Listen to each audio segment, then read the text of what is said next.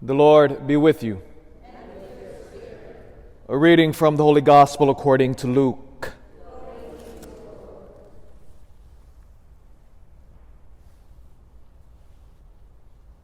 Jesus told his disciples a parable. Can a blind person guide a blind person? Will not both fall into a pit? No disciple is superior to the teacher, but when fully trained, every disciple will be like his teacher. Why do you notice the splinter in your brother's eye, but do not perceive the wooden beam in your own? How can you say to your brother, "Brother, let me remove that splinter in your eye," when you do not even notice the wooden beam in your own eye? You hypocrite! Remove the wooden beam from your eye first. Then you will see clearly to remove the splinter in your brother's eye. The Gospel of the Lord.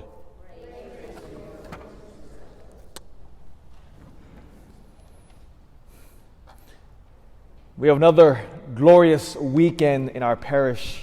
It's going to be a busy weekend, not just with our 8 masses, but on top of that, we have quinceañera, another wedding, and also we have the catechists. They'll be having their retreat starting tomorrow. And also that, we have the wedding couples, those who are about to prepare for marriage in the next couple months and next summer. So we have all the couples are gathering today and tomorrow, and they'll have their marriage prep classes. And I'll be giving the couples a opening address. We have a lot of couples coming, because again, remember, St. Mary's is a beautiful wedding factory in town here. People come from all over to get married here.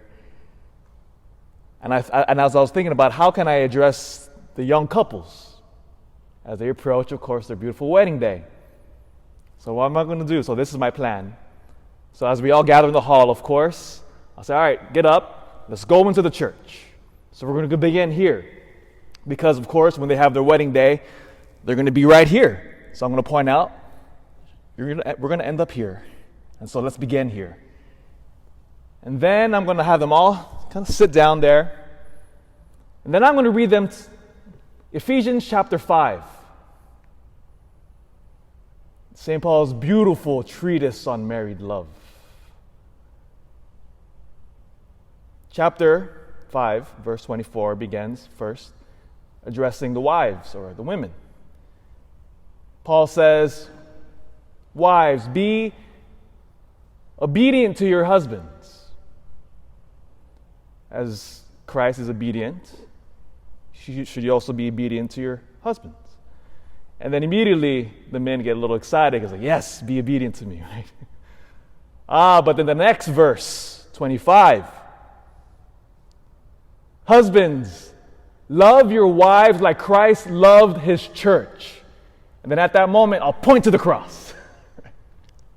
"Look, men," I'll tell them, very dramatic, just like that. "Look, brothers, how you're called to love." That is why we have crosses in our churches, to show the intensity and the fire of which we're called to love. Oh, then I guarantee you, as men, when you speak like that to men, a fire begins to burn in our hearts. We are designed to sacrifice. That is the call of Adam. If you go back to Genesis, you read the language of Genesis when God creates Adam, and God commands him what to do. It's a language of self-sacrificial service and love. So we are programmed in our very DNA, in our very soul, to love like this. But we need to be reminded. And then I'll tell them the reason why, after that dramatic point, right? And then I will point to the altar. To understand the altar in our churches, which is why when I began Mass, the priest always kisses the altar. In order to understand the altar at Catholic churches, we must first understand the altar in the Temple of Jerusalem. The altar was a place of sacrifice. You would bring the beasts into the sacred altar in Jerusalem, and the priests there would sacrifice and kill animals upon it. And blood would flow. Could you imagine the stench of the sacred temple in Jerusalem? It is said that you would have smelled the temple before you saw it, because thousands upon thousands of animals were sacrificed upon it. Because the animal represented their sins, and they were sacrificing these precious beasts in atonement for how they've lived wrongly. And so to make amends, they would bring these precious beasts and kill them to represent their own sorrow. That is why Christ, when he offers himself upon the altar on Calvary, he takes all of that in the background. He says, I am now the beast of burden, and I will show you what love is. And then he sacrifices himself. So this dynamic is happening before our very eyes in front of the altar of sacrifice. And then Christ, who was the ultimate sacrifice. Then I will tell the young couples, you're about to enter into sacred matrimony here. This is your high calling. Sacrifice yourself out of love for one another. Right here. And then we'll go back to the hall and have cake. Right? So, no, maybe not cake. Might be beyond the budget. Right? The church remembers today St. Peter Claver. Born in Spain, ordained a priest in the year 1616 in now what's known as Colombia. St. Peter, Father Peter, would watch the ships come in from Africa. They would go into the port city of there in Colombia, and 10,000 African slaves would be brought to the New World there. We have his letters and his journals about that time period.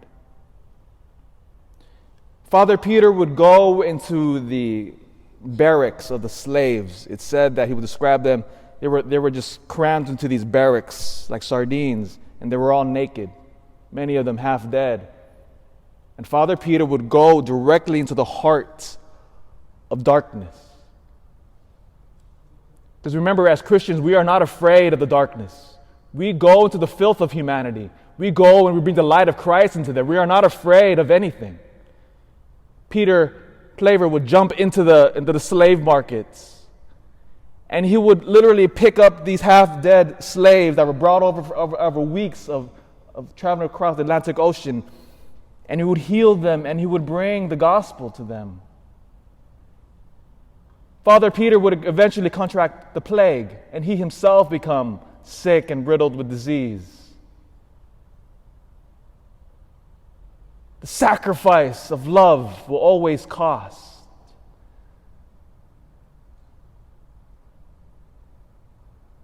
Whether we're called to married life or priesthood, widowed, or wherever we are in our vocation, the call to the high bar of love will always be the same. Altar, cross, cross, altar, ourselves.